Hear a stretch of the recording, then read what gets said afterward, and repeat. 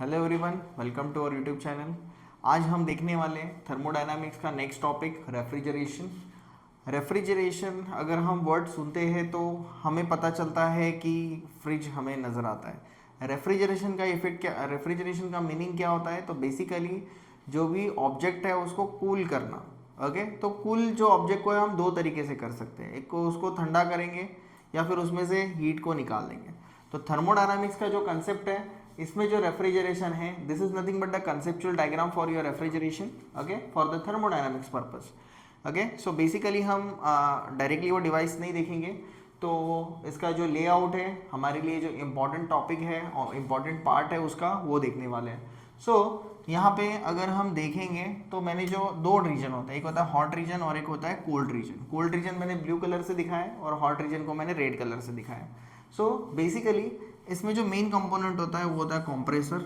वैसे तो सारे इंपॉर्टेंट है बट सबसे ज़्यादा इंपॉर्टेंट जो शुरुआत होती है वो होती है कंप्रेसर से। कंप्रेसर क्या करता है? तो एयर को कंप्रेस करता है, ठीक है। और आप देखोगे अगर आपका फ्रिज भी पुराना हो जाता है तो भी कंप्रेसर जो हम लोग फ्रिज अगर देते हैं, ओके, कोई वेंडर को अगर हम रिटर्न करते हैं तो उसमें हमें जो वैल्यू मिलती है वो 90% वैल्यू हमें सिर्फ और सिर्फ कंप्रेसर की मिलती है, क्योंकि कंप्रेसर जो है उसको रिपेयर करके हम फिर से रीयूज़ कर सकते हैं। वो वेंडर को बहुत अच्छी तरीके से पता होता है, ठीक है। सो यहाँ पे देखो कि जो रेफ्रिजरेटर है वो दो सेगमेंट में डिवाइडेड होता है। फर्स्ट ऑफ ऑल एक होता है हॉट रीजन। जैसे कि देखो कंप्रेसर, कंप्रेसर का वर्किंग क्या होता है कि एयर को कंप्रेस करना, मतलब प्रेशर को इंक्रीज करेगा।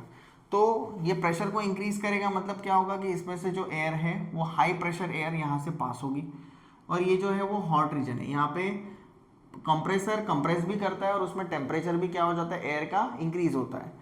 देन ये हॉट रीजन के थ्रू यहाँ पे हम उसको ऐड करेंगे रेफ्रिजरेटर। रेफ्रिजरेंट क्या होता है? जो जनरली हम बोलते हैं गैस खत्म हो गई, हमारी गैस खत्म हो गई फ्रिज के, फ्रिज कूलिंग नहीं दे रहा है, तो जो रेफ्रिजरेंट कूलेंट जो होते हैं, जनरली रेफ्रिजरेशन में हमारे फ्रिज में फ्रेऑन यूज़ किया जाता है। फ्रेऑन जो हमारा कूलेंट होता है, जो आएगी ये हवा को क्या करेगा, ठंडा करेगा। ठंडा करने के बाद जब हवा ठंडी हो गई तो वो हो जाएगी, रेफ्रिजरेशन ऐड करने के बाद जाएगा एक्सपांशन वॉल। एक्सपांशन वॉल का मीनिंग क्या होता है? एक्सपांड करना, जितनी भी हवा कंप्रेस की उसको छोड़ दो। तो एक्सपांशन वॉल ने उसको क्या कर दिया, छोड़ दिया। छोड़ दिया तो क्या होगा, ये एक्सपांशन के थ्रू ये जा रही है इवापोरेटर कॉइल। इवापोरेटर कॉइल का मतलब क्या होता है? तो बेसिकली जो इवापोरेटर होता है वो ये जो कोल्ड एयर है उसको कहाँ पे लेके जाएगा, फ्रिज के अंदर। फ्रिज के अंदर क्या होगा, एक्सपांशन होगा। जैसे कि कंडेंसर कॉइल जो होती है, कंडेंसर कॉइल के थ्रू ये ठंडा हो रहा है। कोई भी रेफ्रिजरेशन अगर सिस्टम अगर हम देखते हैं तो उसमें क्या होता है, कंडेंसर यूज़ करते हैं। कंडेंसर का मतलब क्या होता है, इसमें कूल डाउन होगा और कूलिंग होगा।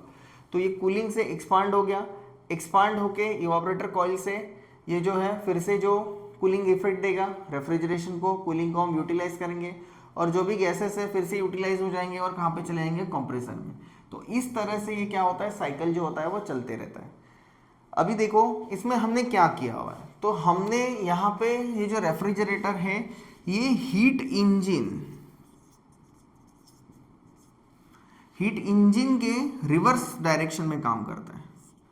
ओके, रिवर्स कंडीशन में काम करेगा। रिवर्स ऑफ हीट इंजन जो होता है वो हमारा रेफ्रिजरेटर होता है। तो रेफ्रिजरेटर में, कंप्रेसर में क्या करते हैं, हम एनर्जी प्रोवाइड करते हैं। तो हमें क्या करना पड़ता है, एनर्जी देना पड़ता है, वर्क डन देना पड़ता है। तो ये कंडीशन में अगर हम टेक्निकली देखेंगे तो we are giving a work done, and work done अगर हम देते हैं तो ये होता है कंप्रेशन। सो हो जाएगा निगेटिव वर्क डन। तो निगेटिव हम क्या कर रहे हैं, सिस्टम को प्रोवाइड कर रहे हैं। तो इसको हम क्या करेंगे, एक चार्ट लेआउट के हिसाब से देखेंगे। देखो यहाँ पे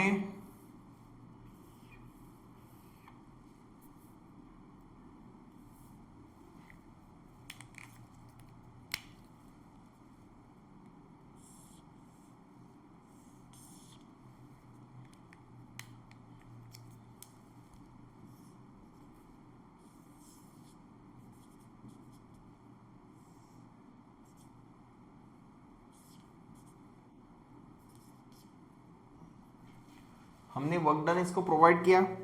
this is your cold region,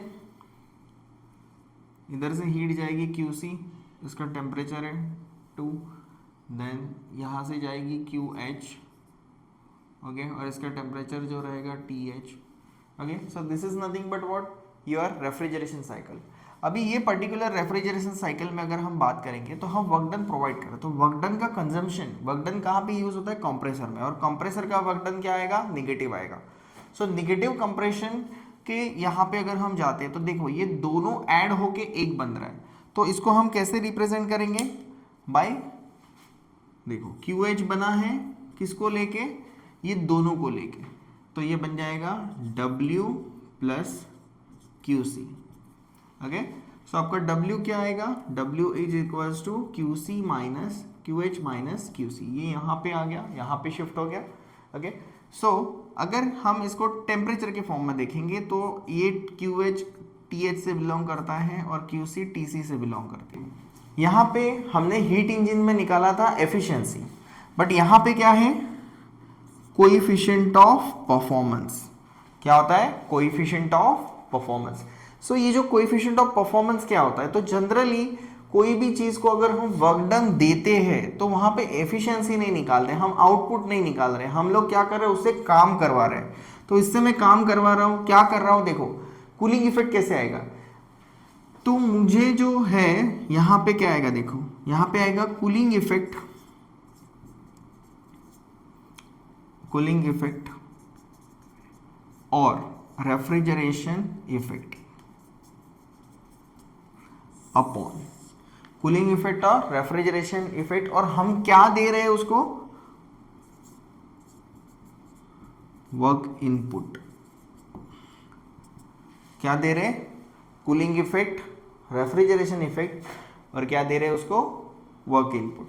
अभी कूलिंग इफेक्ट कहां पे आएगा, तो देखो हम क्या कर रहे हैं, तो वर्क डन प्रोवाइड करके इसमें इसको ठंडा कर रहे हैं, ओके। तो इससे अगर मैं हीट को निकाल रहा हूँ, हीट को अगर एक्सट्रैक्ट कर रहा हूँ, तो हीट को एक्सट्रैक्ट करूंगा तो क्या बचेगा, और ठंडा हो जाएगा। तो यही काम हम लोग क्या करते हैं, हमारे रेफ्रिजरेशन में करते हैं, जो भी रेफ्रिजरेशन हम हमारे किचन में यूज करते हैं, ओके।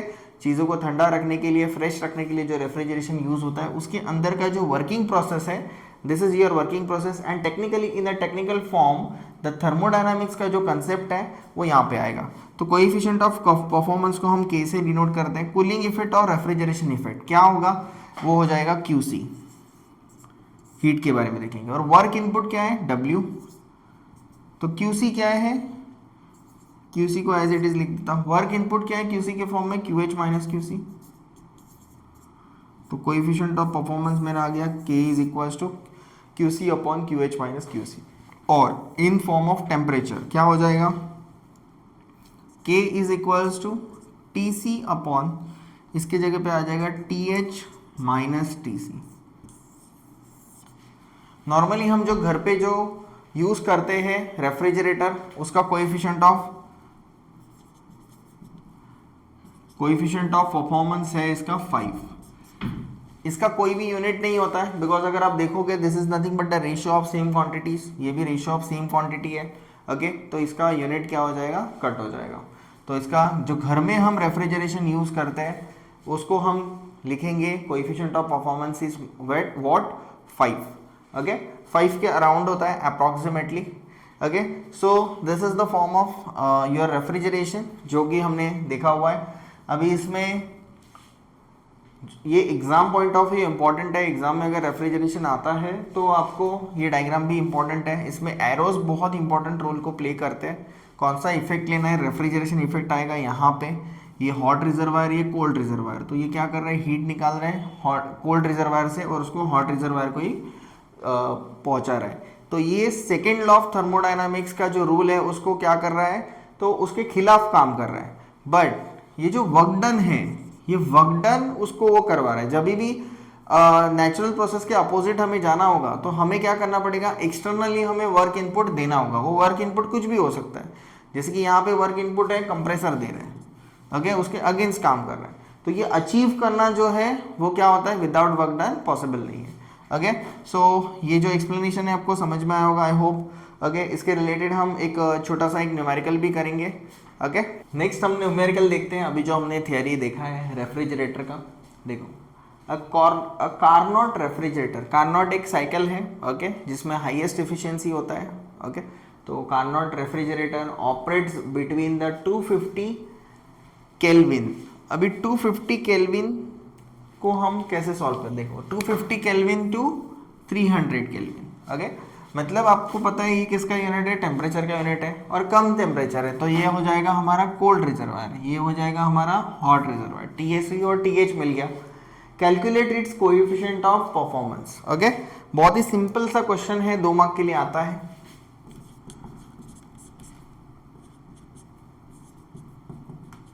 गिवन डेटा पहले हम लिखेंगे, ओके। देखो कार्नोट रेफ्रिजरेटर है, पूछा कि आपको कोएफिशिएंट ऑफ परफॉर्मेंस मतलब हमें फाइंड आउट करना है के। तो सबसे पहले हमें क्या दिया है, टेम्परेचर दिया है, तो ये TC है 250 केल्विन, चेंज करने की जरूरत नहीं है बिकॉज ऐसा unit of the temperature is what, kelvin, okay. So इसके बाद क्या है, TC के बाद TH दिया है 300 केल्विन, देन दिया है coefficient of performance K is equals to question mark. So coefficient of performance हमें निकालना है। अभी जस्ट हमने ये थ्योरी पढ़ी हुई है, इन डिटेल हमने सब देखा हुआ है कि क्या प्रोसेस होता है, कैसे काम करते हैं, ठीक है। सो coefficient of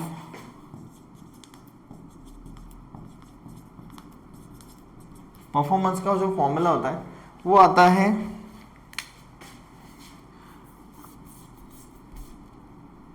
TC upon TH minus TC। ये जस्ट हमने देखा था W के फॉर्म में, ओके। तो ये फॉर्मूला जो है वो याद रखना अच्छे से, इसको लिखेंगे हम K is equals to what is the TC, TC is nothing but your 250, okay. So 250 upon आएगा 300 माइनस 250, 250 टेम्परेचर तो डायमेंशन यूनिट कुछ नहीं आएगा, इसका कोई भी यूनिट या डायमेंशन नहीं होता है। हमने देखा था जो घर में रेफ्रिजरेटर हम यूज करते हैं उसका लगभग क्या होता है, ideal coefficient of performance is 5, okay.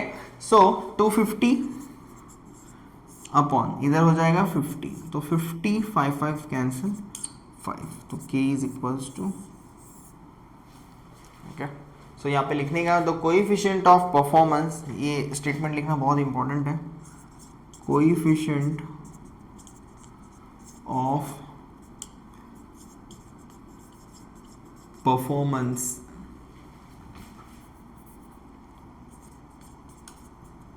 Is K is equals to 5, okay. So देखो बहुत ही सिंपल सा न्यूमेरिकल हमने किया हुआ है, ओके। लेकिन ये बहुत सिंपल है लेकिन बहुत ही इंपॉर्टेंट है, एग्जाम में आता है, इसके रिलेटेड न्यूमेरिकल्स आते हैं, थोड़ा सा वैल्यू चेंज करके स्टेट बोर्ड के पैटर्न में आता है। जनरली हम जो पैटर्न्स फॉलो करते हैं वो CBSE pattern and Maharashtra state board का पैटर्न हम फॉलो करते हैं, ओके। सो अगर कुछ भी इसमें डाउट है या कोई भी कुछ अगर प्रॉब्लम है तो आप पूछो, ओके। और अगर वीडियो अगर पसंद आया होगा तो लाइक ज़रूर करो और अपने फ्रेंड्स के साथ भी शेयर करो, उनको भी कुछ हेल्प हो जाएगा मेरी वीडियोस के ज़रिए। अगर आपको कुछ पूछना है या फिर कुछ अगर डाउट्स है तो प्लीज़ आप कमेंट सेक्शन में आप डालो, मैं आपके डाउट्स पूरे सॉल्व करने के लिए ट्राई करूँगा, okay. Thank you, have a good day.